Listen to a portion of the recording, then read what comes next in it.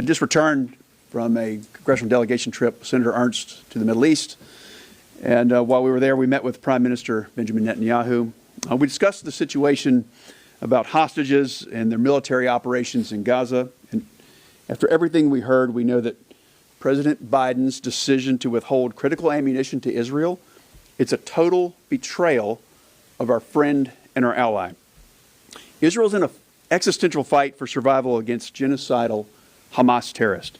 And those same Hamas terrorists currently hold 8 American citizens, including North Carolina native Keith Siegel. The best way that we can bring them home is by increasing pressure on Hamas. But by withholding lethal aid, President Biden is signaling to Hamas that it's okay to hold out and to continue their campaign of terror. So the bottom line is this: President Biden is making it harder to bring these hostages home.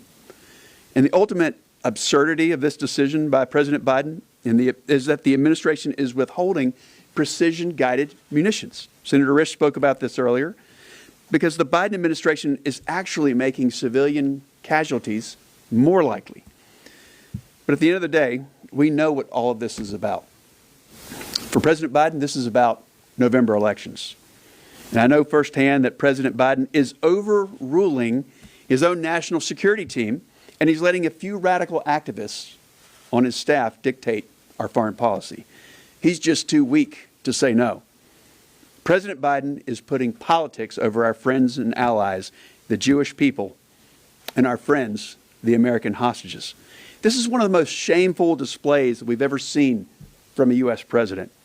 It telegraphs to the world that the U.S. is not to be trusted. We deserve better.